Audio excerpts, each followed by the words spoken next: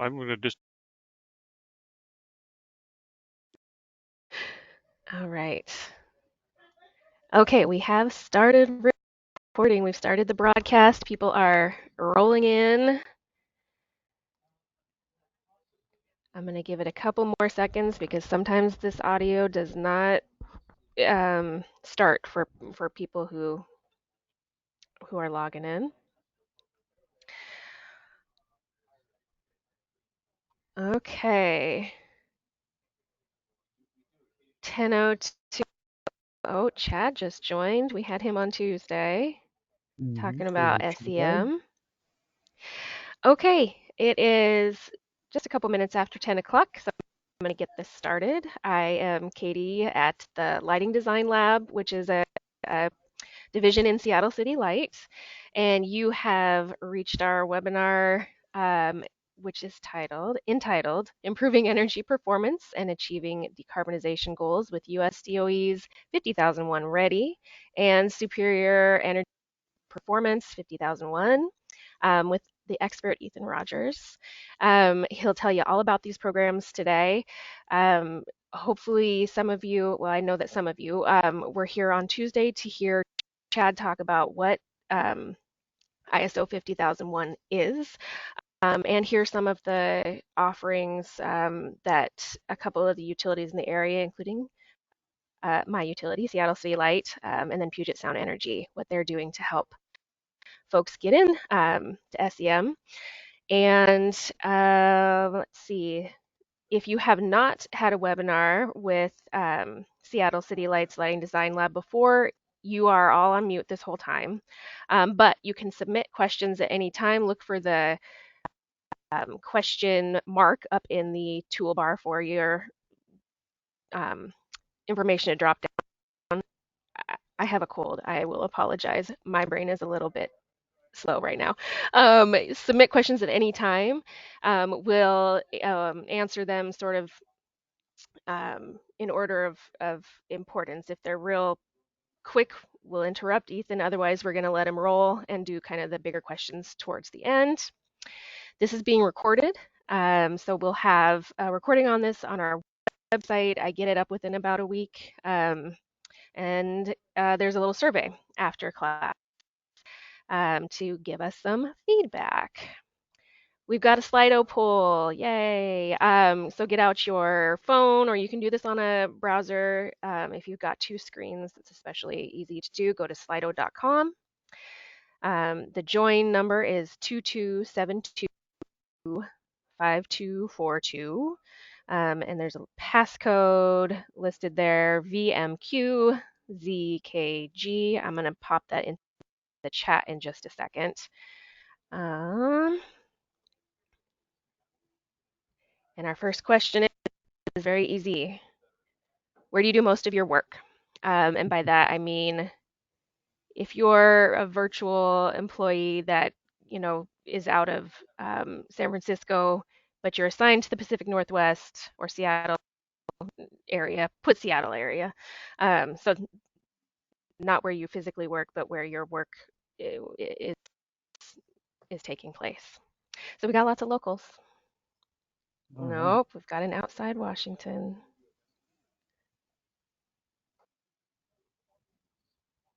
Okay.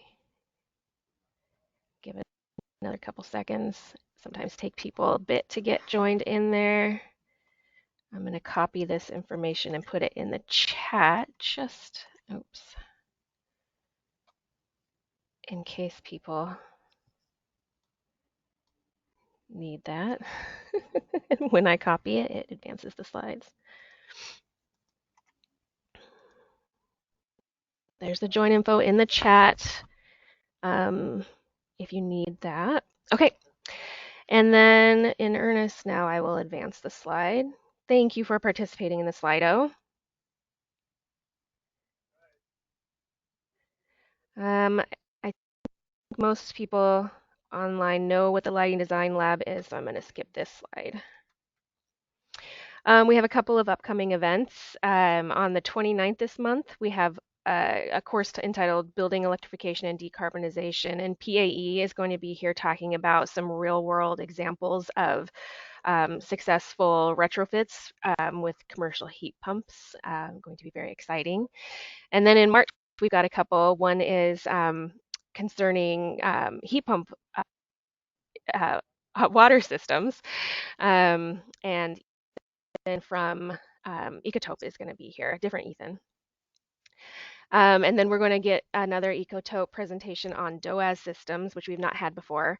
So that will be an interesting one. And then Armando, who you know from the Lighting Design Lab if you've been around for a while, moved into a different group, and now he's going to present on the controls incentives offered by Seattle City Light. And then Ethan has a couple of questions for you guys who's in the audience today. So what describes your primary position function? Or do we have any execs? Are you an implementer or fellow utility folks? Facility manager? I know we had a couple of facility managers signed up. Um, Program manager. So I guess if you're an implementer and you are a program manager at a utility, you have to decide which one you want to put. It's a big choice. Ooh, others. We don't know what they are, Ethan. Uh-oh. Oh, here we go. I Other, know. it stands for other duties as assigned. Oh I my think we've all gosh, had that that. We've all had that. we all have to put that, yeah. Okay, good. Now we've got some people. Yep, utility. And looking at the list of people I see several of my colleagues, John, Lisa, Rose, Theo. I'm gonna give it just another second. No executives. I Mm, do see a couple of people who I would classify as facility managers who have not gone to Slido and put their info in. I'm not mhm. going to call you out by name. Okay, I'm going to advance the slide if that's okay, Ethan. Oh, sure. Okay, next question. So, what's your industry? Um, Federal, industrial, again, public utility. Are you just subject matter expert? And I don't mean just as in, oh, that's all you do.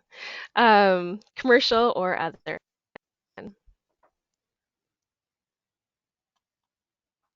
Good mix.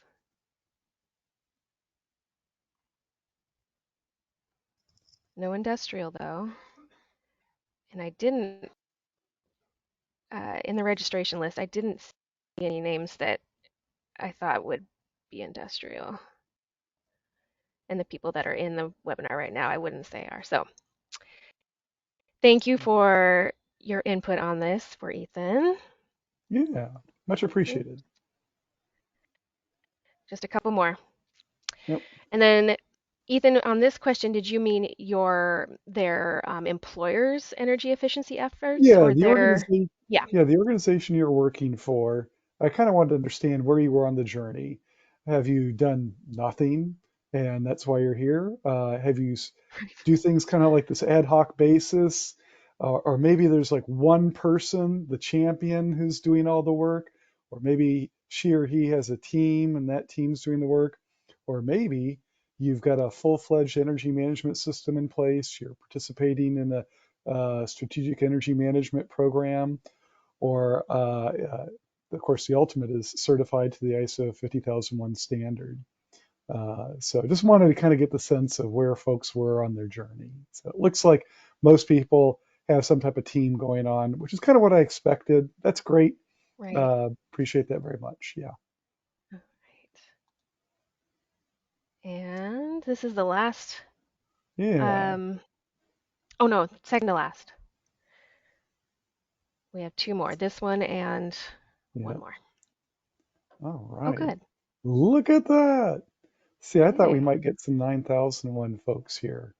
And I always like to let them know that this is something that they can add into. Okay, cool. And the all last one. right. Yes. This is a good one. Yep. We are seeing, at least from here in DC, an awful lot more organizations focused on decarbonization and sustainability than, at least at the corporate level, than just energy efficiency, which is interesting to me. So Well, and cool. Seattle we just passed our building Hmm. emissions performance standards. Hmm. So at least city light service territory is a little broader than just Seattle, but at least in the Hmm. city of Seattle, it's going to become very important very soon for many Hmm. businesses. Yeah, cool. And you guys have a All lot of right, hydropower in the area? we do. City light is primarily Hmm. hydro. We own that, which makes it easy for us to have it. Cool. Yeah. That's So I am going to hand it over to Ethan. okay. Thank you, everybody, for participating in that. And, oops, need to,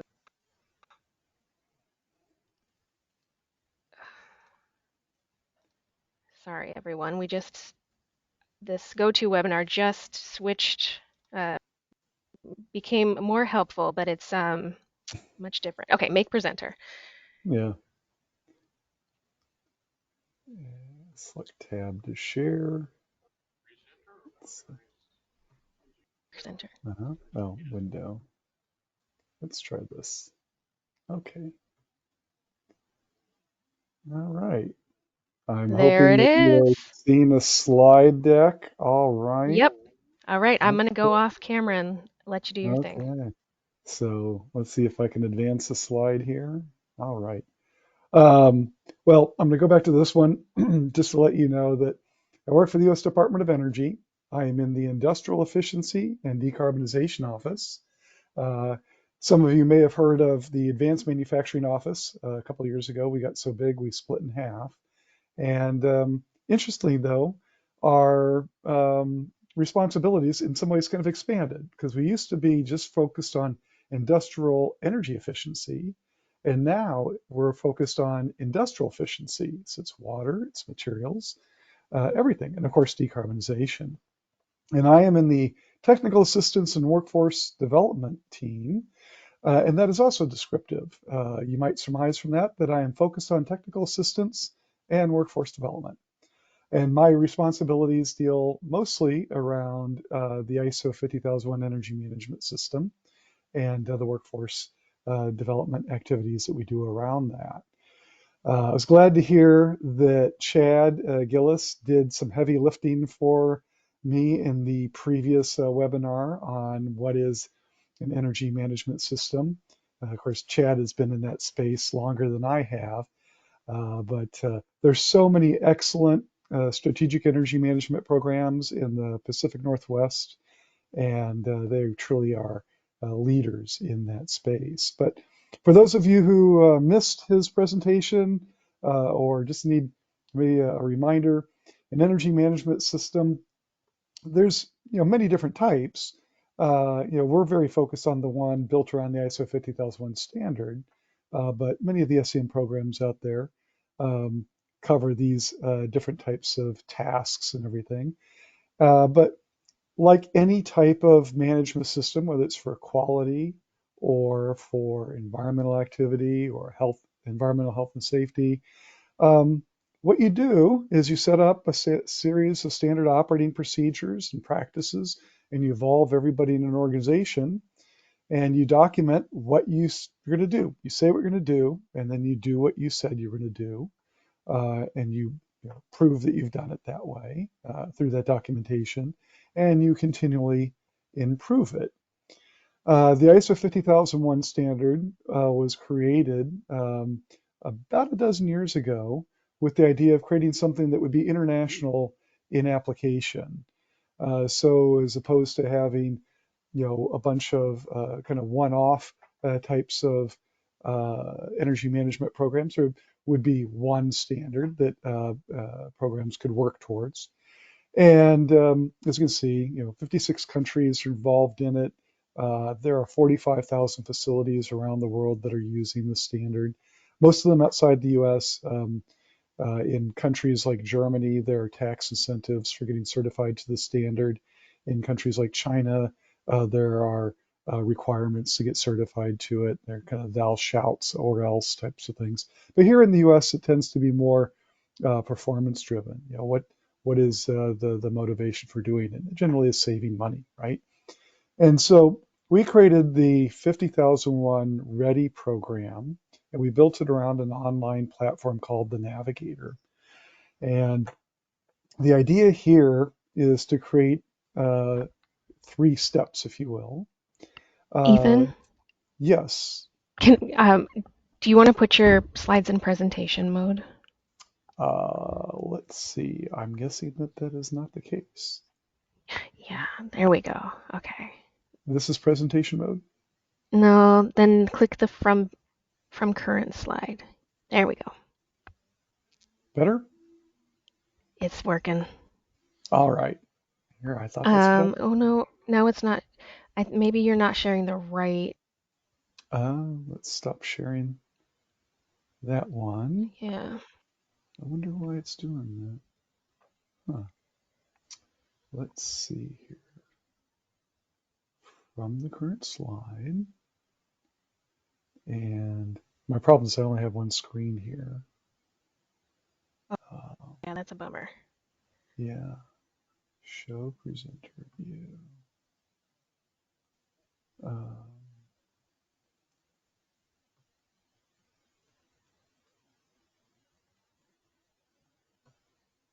no, so end the slideshow here. Um, hmm.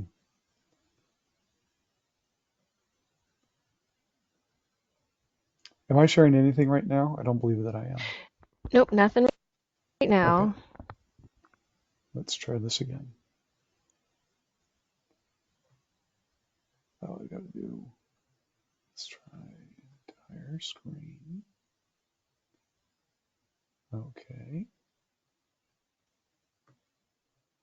share. Okay. Oh, that's clever, isn't it?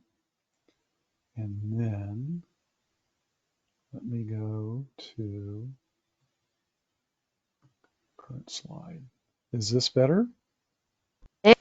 There we go. Success. All right. If you hit enough buttons, eventually you can get there.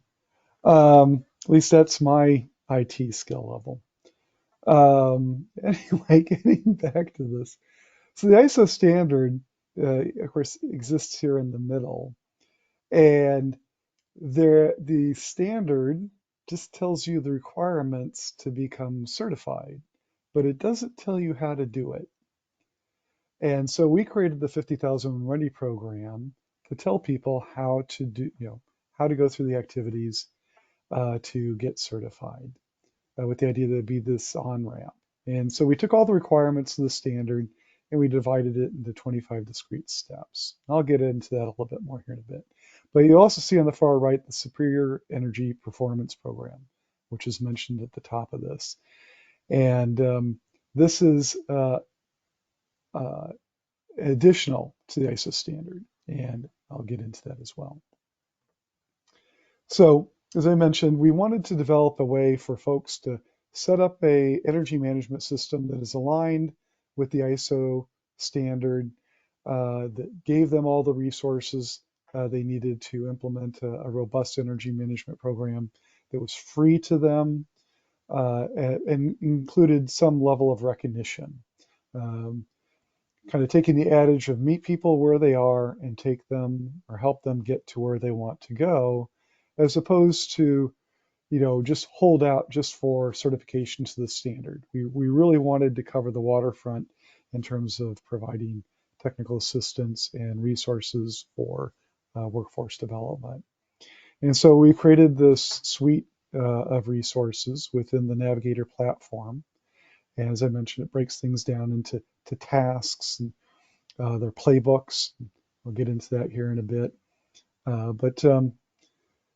And once an organization is completed those 25 tasks, they can submit to the Department of Energy a bit of small amount of performance information. We don't collect any type of utility information. We just want to essentially a PDF of either your baseline energy analysis or your most recent performance analysis. So we want it in a form that we can't harvest the data from, if you will, so that there won't be any FISA issues with it. And then submit a self-attestation from the leadership of your organization that you've implemented this energy management system. And if you do that, we will recognize you as being 50,001 ready. And so it's if you're not ready to go for ISO certification, this might be a good waypoint for you. And it's a nice way of communicating to your stakeholders that you are serious about energy management, that you have a management system in place, and that it's robust, and that it does the things necessary to have sustainable energy savings. And so the ISO structure uh, has seven, they call a high level structure. And this is common across the ISO 9000 quality management system, the 14,000 environmental management system, the 45,000 health and safety management system, and which is really nice. So if you have any one of those, it becomes easier to do the other standards. But we organize those 25 steps under that high level structure. So you got context of the organization, you have leadership, planning, support operations, performance evaluation and improvement, and more explicitly, these are the 25 steps. And so a lot of the training that is done with the 50,001 Ready materials follows these 25 steps and this high level structure. So you can see like task number 4, management commitment, right? If you're going to be serious about energy management, you need to have the commitment of management. It can't just be people in maintenance or in the engineering department. You really have to have somebody who controls the purse strings and the timesheets, if you will, to commit to things. And so it's going to spell out how to do that. And you'll want to develop an energy policy, and you want to develop your energy team and provide them resources. And then we get into performance evaluation. You've got issues such as monitoring and measuring your performance, performing internal audits, having a management review. So it's all there, everything that you need. But we break it down in each one of these 25 tasks. So again, the Navigator is this free online platform, and it's got a dashboard of those 7 high-level areas, and then individual tabs for each of the 25 tasks.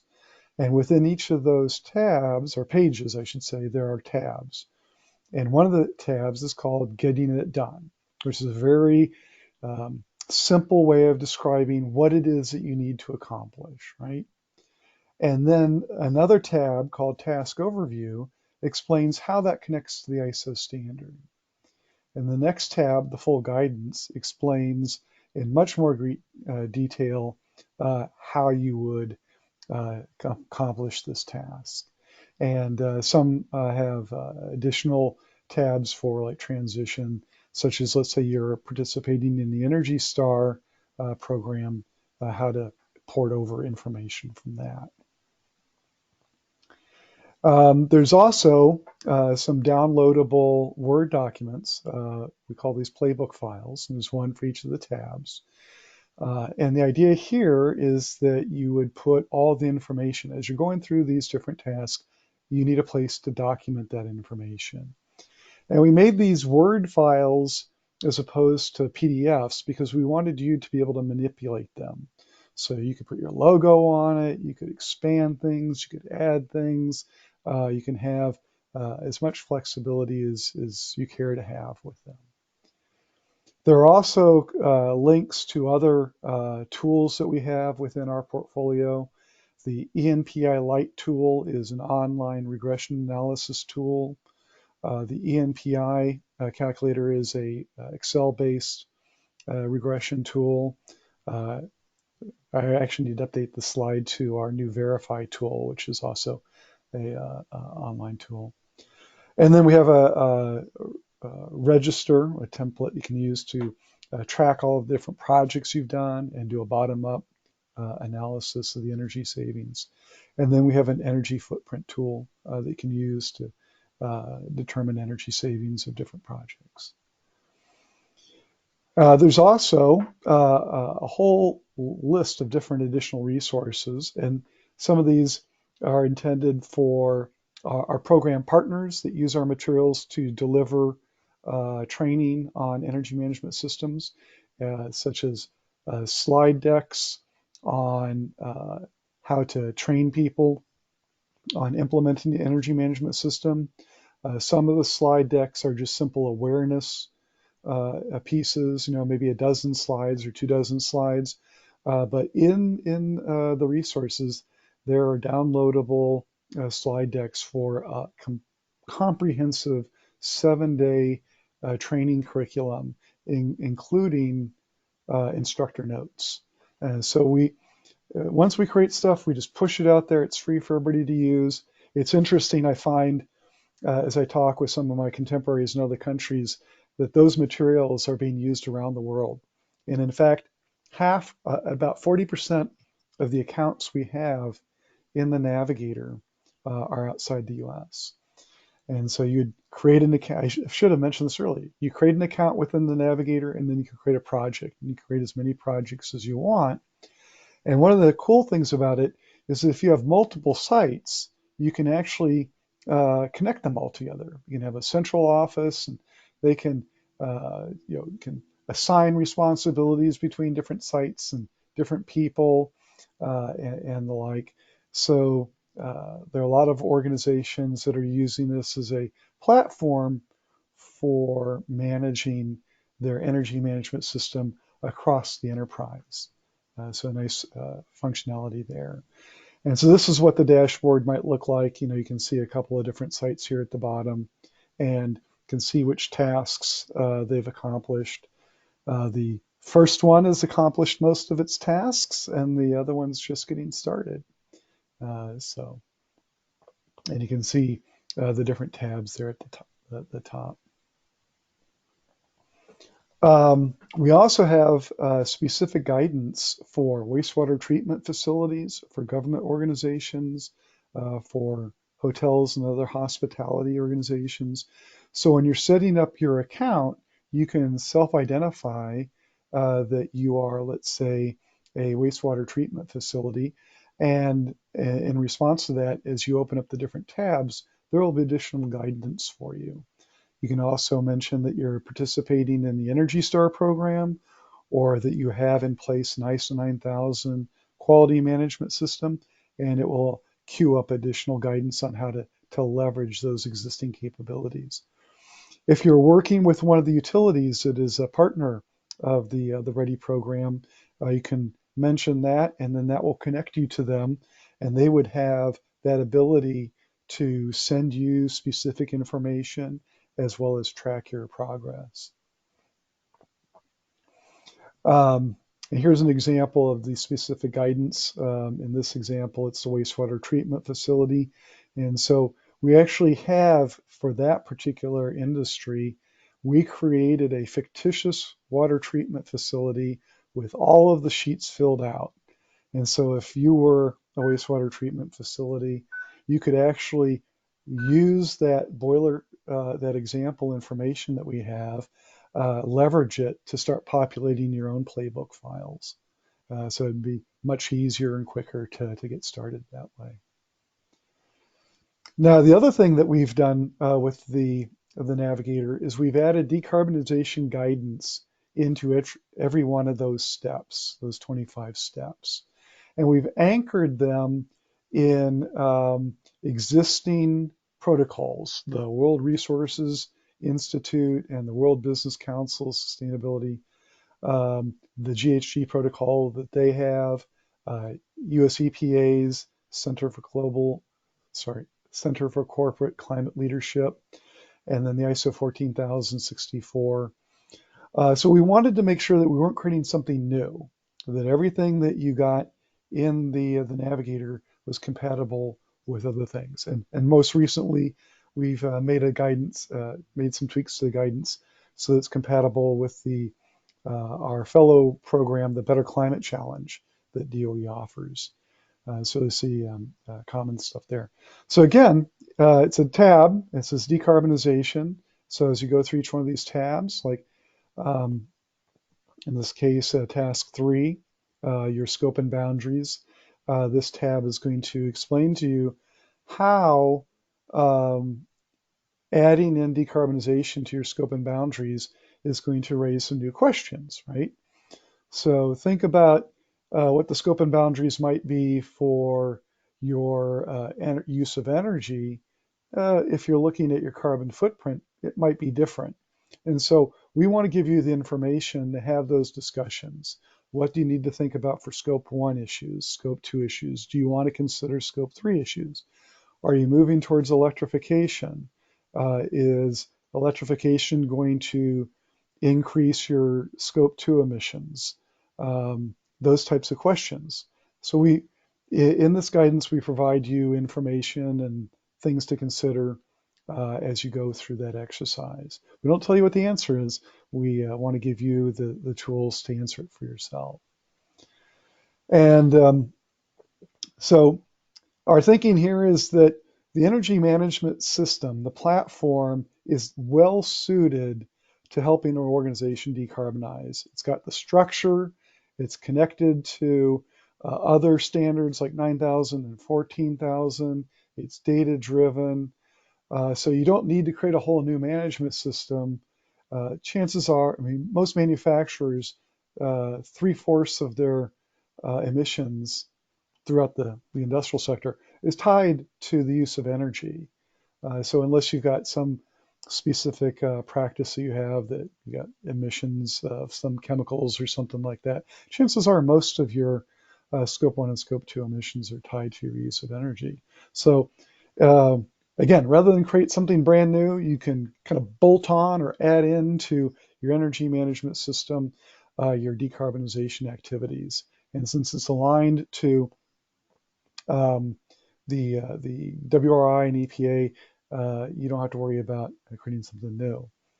Fortunately, there are an awful lot of organizations besides DOE can help you with this. I mentioned our partner program. We now have 36 different organizations, many of them utility programs or utility program implementers.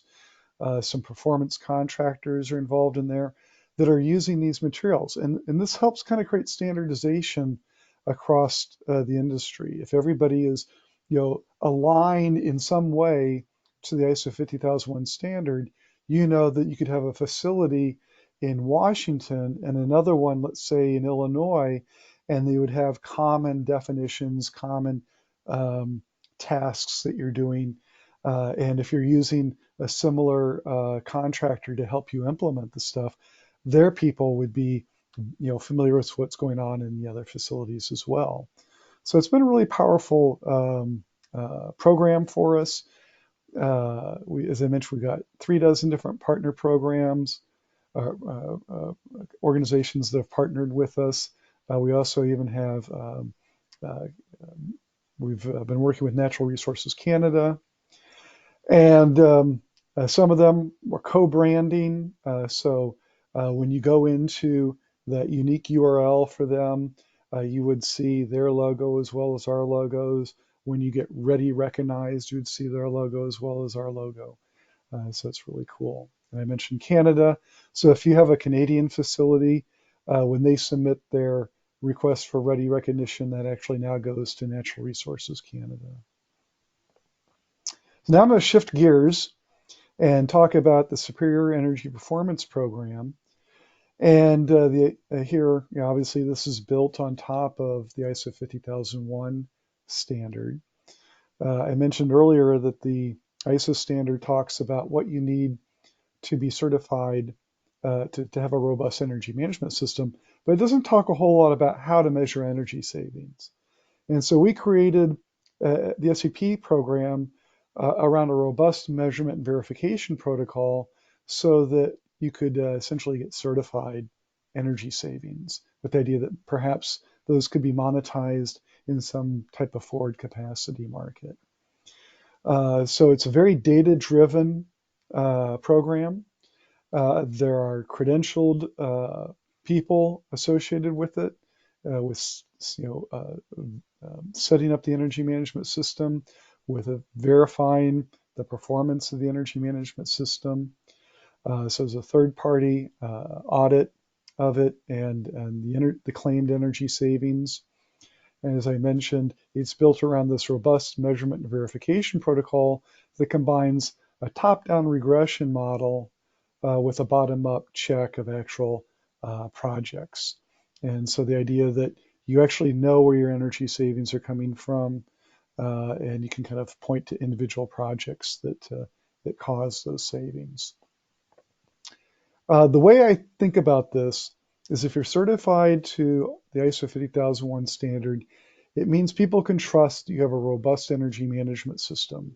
If you're certified to the SEP program, it means they can trust your energy savings numbers, because both have been reviewed and audited by a third party who's an expert in energy management systems.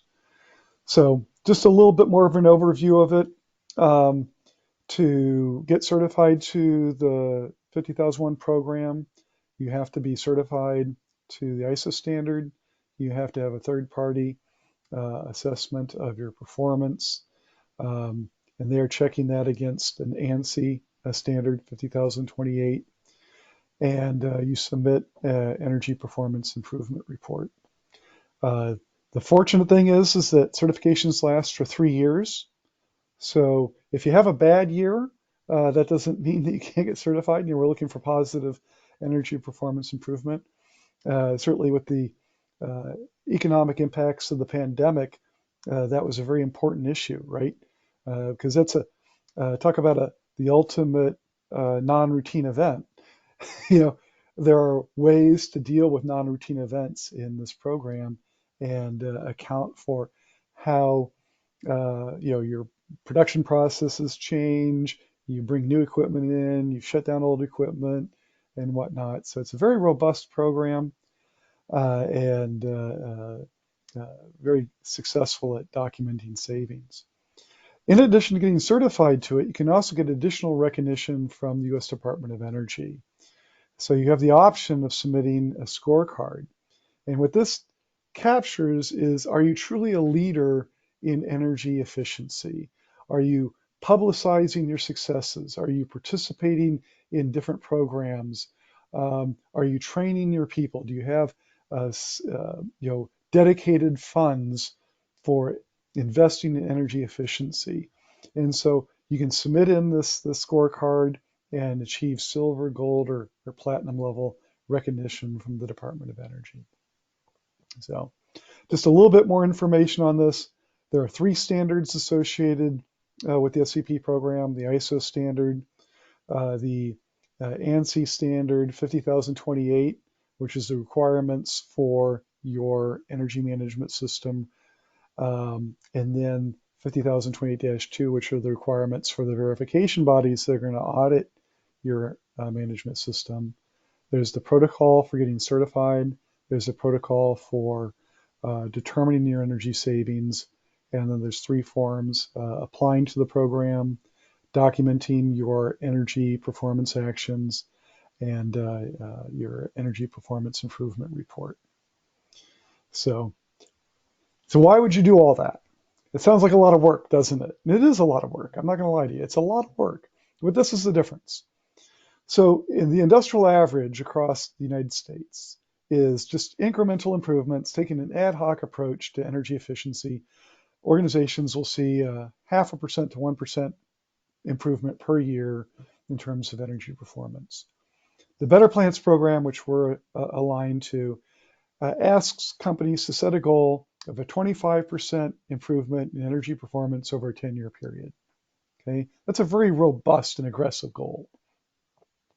We did a statistically significant analysis of all the companies that have been involved in the SEP program over the last 12 years and normalized their respective years. You know, so year, whether they started in the year 2000 or 2010 or 2015, their year one is year one, right?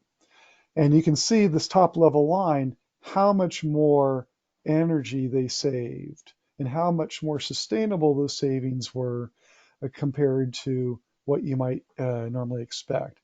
And this shouldn't be surprising, right? If you've got a robust management system in place and you've trained all your people and you're paying attention to everything, you're going to do more projects and you're going to do them properly and you're going to document the savings better. And when they stop saving energy, you'll catch it and you'll fix it and you'll continue to save energy. And so if you have goals, whether it's an energy savings goal or even a carbon reduction goal, these robust processes will help you achieve them sooner. Like, let's say you've got the Better Plants 25% goal. You're going to hit that goal 3-4 years earlier if you've got the SEP program than if you don't. So that's why it's worth it. It's just think about all the space under these lines as additional money that you save. So coming back to the Ready program, I wanted to give you an example of a company that is using it across its portfolio. I think most of you have heard of General Motors. It's a well-known car company, and they're using the Ready program across 24 of their sites. And actually, so is Ford Motor Company. They found that it really provides them a nice platform for engaging all of their facilities and keep creating common practice across their company and their activities. So I think I've stopped sharing here, and I'm going to exit out of my slide deck here and hopefully be able to pull up the webinar. And yes, all right, I think I made the transition effectively. So happy to answer any questions you have about any Yes, of great. what I just said. Now, I'm going to have to maybe chide the audience a little bit. We don't have any questions, Ethan. But I, so I, this is not my area of expertise. So when I learned about this webinar, I went and looked up what these programs were. And there are not a lot of companies that have chosen to go to the superior. Mm-hmm. Um, and would you say that the barrier is more the amount of work that needs to be done, or that they just don't know about the program, or do you even have really any data on that? Yeah. You know, the program's been around for 10 years now, and I don't know if we've, made as many organizations aware of it as we need to. So there is an awareness issue there. There are not a whole lot of companies in the United States certified to the ISO 50001 standard.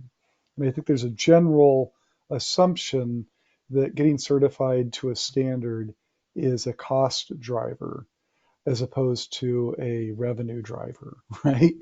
And is that one of the last charts I showed is that there's a lot of money to be saved by having a robust management system in place. But I think that that's a hard sell because it does require a lot of work, right? And you have to trust that investing people's time is going to result in a net savings at the bottom line. And it's just a challenge. It's been a challenge for us to do that. In other countries, as I mentioned, they have tax incentives or just even regulatory requirements. We don't here in the US. We don't have that market pull that some other countries have. So that being said, I'm getting a couple more questions, but I'm going to ask mine first because I have the mic. Um, do you, um, do you forecast more interest in these programs as the IRA funding rolls out and as more cities adopt these building emissions performance standards?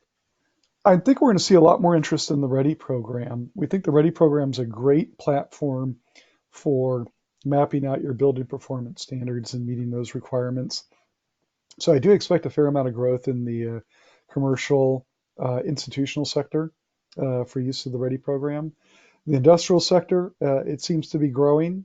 And I think sustainability is going to drive this because a lot of sustainability initiatives are being driven out of corporate, whereas the energy efficiency initiatives are being driven at the plant level because it's a cost, right? Money is essentially a proxy for embedded energy in manufacturing. And if I might step up to my soapbox here for a minute.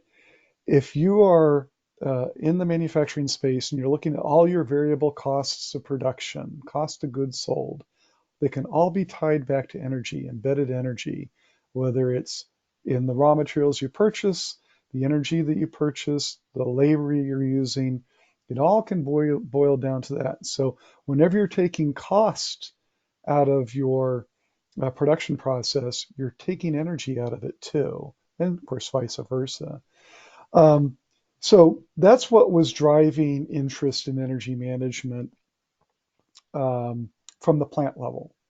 But now we're seeing this corporate push around sustainability, and they're looking for absolute reductions in carbon numbers and other performance metrics. And so I think that to achieve those goals, you need a platform to get everybody in the organization aligned. And I think the 50,001 standard is an excellent platform for doing that. And there are going to be changes and additions to the 50,001 family of standards that will include guidance and recommendations on how to do that. We've already got built into the Ready platform, so it's already there. But let's say you wanted to get certified to the ISO 50001 standard 5 years from now, you'll probably also be able to get certified to a decarbonization component of that as well. Okay, thank you. I was a philosophy major, so reducing everything to a cost of energy really got my brain going. So we do have a couple of questions. John wants you to describe, excuse me, how ISO 50001 encourages decarbonization as well as energy efficiency, or does it have plans to do so? Yeah.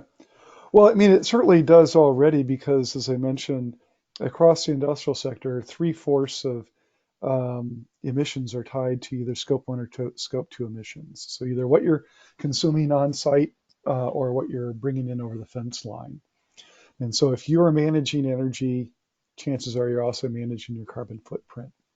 But with that being said, um, last year, the 50,010 standard was released, and it's a publicly available standard. We call it PAS, yeah, publicly available standard. And it provides guidance on how to move towards net zero energy and net zero carbon. It's a very lengthy standard, and I'm not here to tell you that you should run out and do everything you can to hit that. I mean, if you want to, I certainly think that is an admirable goal. But the reason why I'm pointing people towards the 50,010 standard is you don't have to invent everything if you want to take that journey, right? A bunch of very smart people got together over a period of over a year and said, what will it take to get a manufacturing facility to net zero, to truly net zero? And they even got into the time locational issues of that the carbon footprint of the next kilowatt hour, right? So they've done all the heavy thinking and lifting on that. You can go to that standard and see what is there that you might take advantage of. And so yeah, and then we're looking at additions to 50,001 that will include how to build in decarbonization into your energy management system.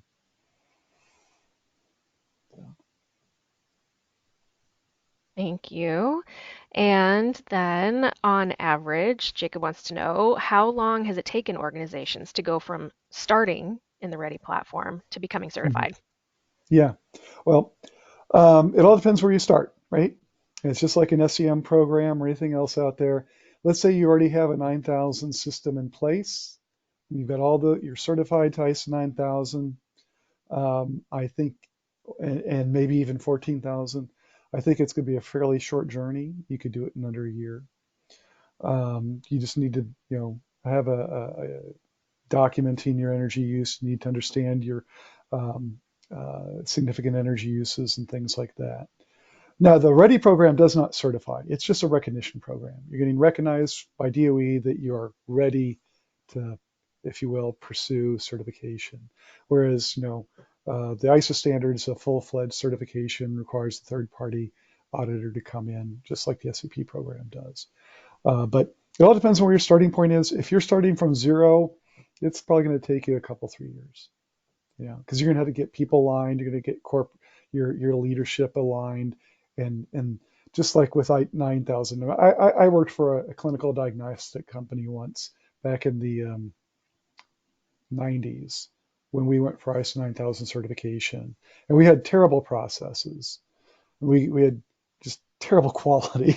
We made crap products, but we wanted to make really good products because we're going to go out of business if we didn't. So we got certified 9000, and it took us a couple of years to get there. So Appreciate that honesty. You don't work there anymore. no, that Um, company no longer exists. oh gosh. It got absorbed into another Oh, company. okay. Okay. So Because it's they all were good making now. such good products because they went to ISO 9000, right? Okay. Exactly. That's right. And then Chad is wondering, what does success look like for DOE with respect to the program participation? Yeah. Is there a current view in the DOE on any or all of the different levels Yeah. of recognition or certification? I really want as much of the industrial, since I'm an industrial energy efficiency person, my focus on industrial, but the Ready program actually covers all sectors. We have um, um, correctional facilities that have participated in the Ready program there in the Pacific Northwest. And we have wastewater treatment facilities, we have universities, K-12 schools, things like that. But from the industrial sector, where so much of the energy is consumed, so much of the emissions are out there, I would really like to see over half the industrial sector knowledgeable about energy management and have some level of systematic managing of energy in place. And so when I think about what does DOE need to do to make that happen, beyond what we're doing directly, we need to help organizations that are out there, like Seattle City Light, and Chad's question, help his company provide resources that you can leverage, so you don't have to invent it yourself, right? That you can take whatever it is we have, tailor it to your needs, and you hit the ground running. So I see ourselves as kind of this market transformation, wholesale provider of resources, if you will, to all these retail organizations out there that are actually touching hundreds of organizations every year. And so I'm looking for scale. So to me, success comes when I see that we're scaling the impact of our modest amount of resources. Yeah, and you've said this a couple of times in a couple of different ways during this Q&A section, and Mm, you probably said it during the presentation and I missed it because I was mm, monitoring things, but the sort of puzzle piece I was missing was like, why would you do this? But you explaining it as, listen, we took a year and we thought about all the things that you might do to mm, uh, attain this recognition. It's a blueprint already made for you, so you mhm, don't have to convene a task force mm. in your own company and what kind of systems do we have and what can we Mm, do? So I'm glad that I've heard that at least, heard you say it in mhm, the Q&A section. mm. And then we had one more kind of in relation to this. What does it mean to be a partner organization? You had that map with all the partners, Yeah. and Stillwater Energy. I popped in the chat. They work with Office of Sustainability in the city Mhm. on their Clean Buildings Accelerator, and they're a partner. So we were just wondering, what does that mean? Yeah. So there's a partnership agreement, and it just I'm trying to think. We have these quarterly webinars where you get to call in and hear what other partners are doing. You can share what you're doing. Um, if you want to, I showed the slide that you can co-brand the Ready recognition.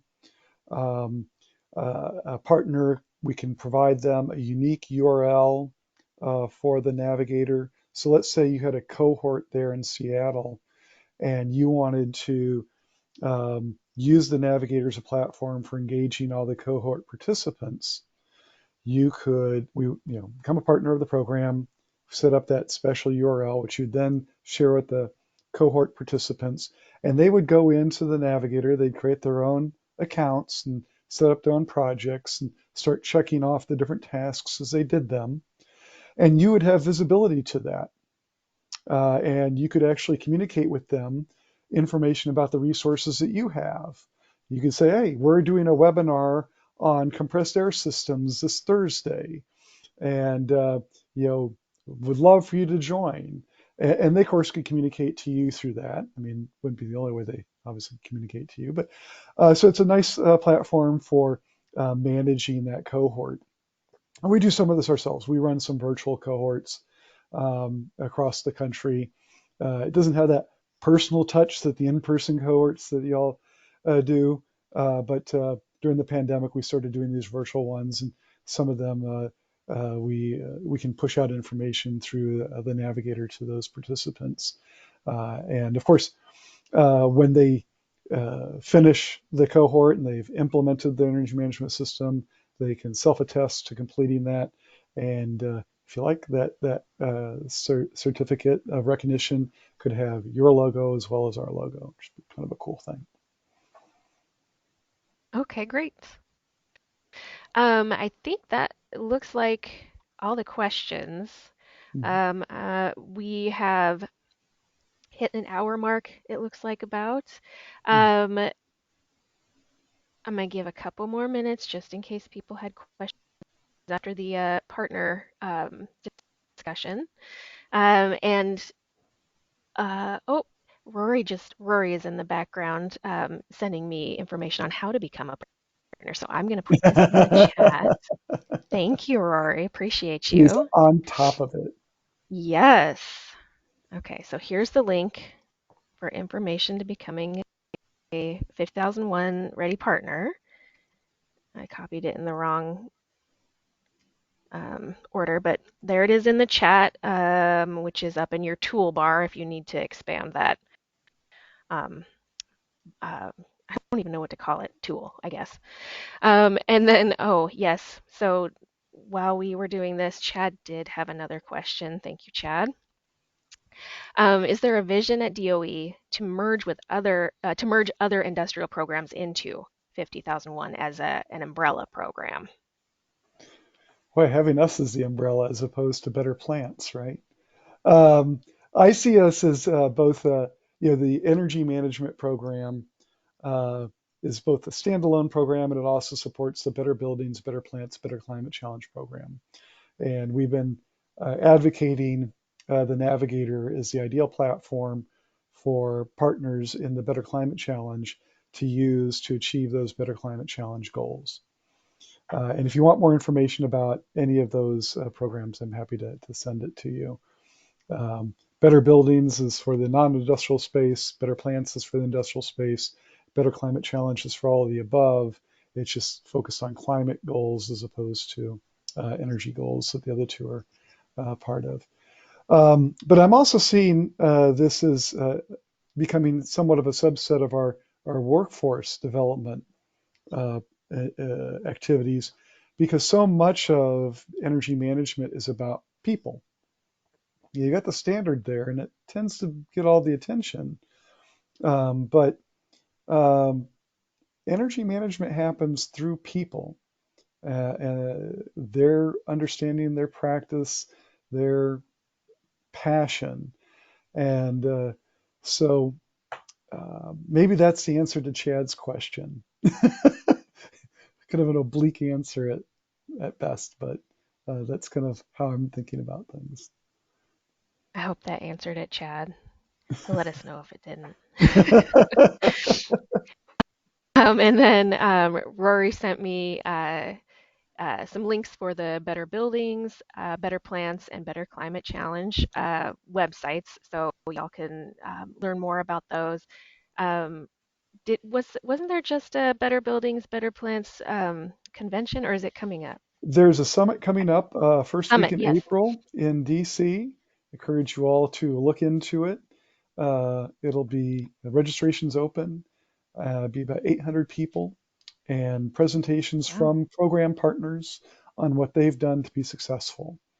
So it's not people like me talking at you about how great my program is. It's going to be people from factories and hospitals and wastewater treatment facilities and commercial buildings telling you what they did to be successful. And Rory's on top of it. He He sent is me the link. on it. So I've thrown that in the chat. Yeah, I remember seeing it, and it looked very interesting. And we, one of my coworkers may have gone to last year's. Eric might Mhm. have, but I don't see him. Um, anyway, um, that's about it. If anybody put anything in the Slido, we don't check it during the webinar. We had that happen one webinar. So submit it here real fast. Otherwise, thank you, Ethan. That was great to learn about those programs, and we uh, definitely had people online that may be interested in partnering or getting more information Wonderful. on at least the Ready program. Yeah. Yeah. Um, and no other questions, so we will call that good. Thank you, everyone, for attending, and visit lightingdesignlab.com in give me about a week to get the recording up, copy of the slide deck, and you can register for our upcoming webinars as well. Thank you, Ethan. Thank you, Rory, in the Thank you very background. much. Have a good afternoon. You too.